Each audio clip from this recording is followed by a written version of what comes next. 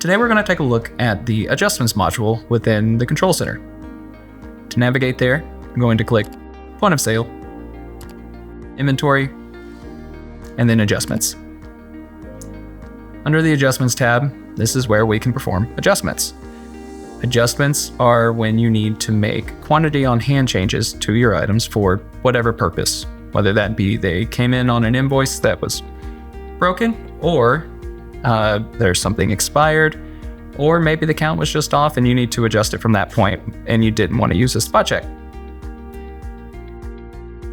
On the top right, if you click Add New, when we create an adjustment, at the top we have the date for the date that the adjustment needs to be applied.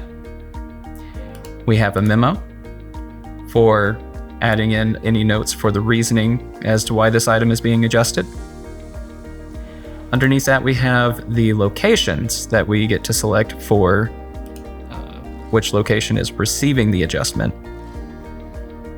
We have adjustment type, which is going to be just a label for an at-a-glance view of what the adjustment is.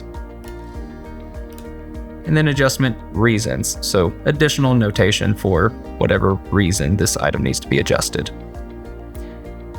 Keep in mind, all of these fields are filled out with an asterisk on the right side here. Any field with an asterisk is going to be required information. And if that is left blank, you will not be able to apply or save this adjustment. Underneath that is where we can click to search for products to add to the adjustment. After you add all of the products that you need to the adjustment,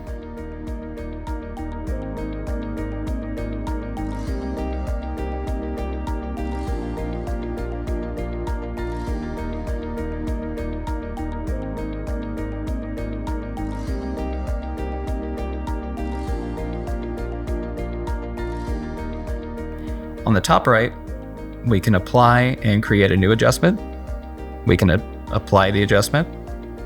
We can save and close, which will save all of our progress up to this point and leave the adjustment, but does not apply it. Or we can save and new, which will save our progress and let us build another adjustment. Or we can just save. Next, we're going to look at the Worksheets tab.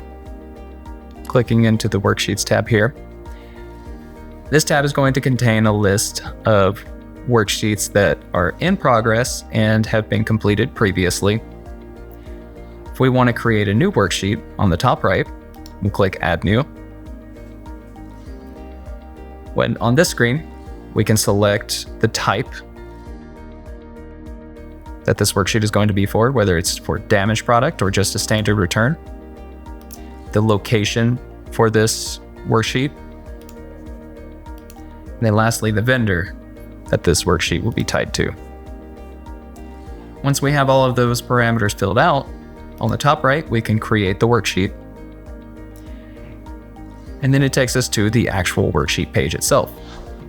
On this screen, on the right side here, we have our Add button. This allows us to search for products and add them to the worksheet. So on the top right here, we have our blue Select button. This allows us to search for the product name, if we know that off the top of our head. Select the product, or multiple, and then click the Apply button. Next is going to be the quantity that we're returning for these products. Return type, whether it's going to be the full amount of the products or a piece of them. Other reasonings. Then we can click the Next button. When we do that, we can see that this product was added to the worksheet. And then as we continue to fill this out, once we are ready to convert this to an adjustment, on the top right here, we have the blue button for Convert to Adjustment. Clicking this will turn it into an adjustment. With this pop-up, you can click the blue button and it will take you straight to the adjustment page. And lastly is the Adjustment Type tab. This is the area where we can view, edit, and create all of the different adjustment types that we may have within our business. So by default, we give you 3. We give you damaged, inventory lost, and system issue. However, if you have an additional reason that you may have an adjustment, on the top right, we can click Add New. And then on this screen, it's going to ask us to give it a name.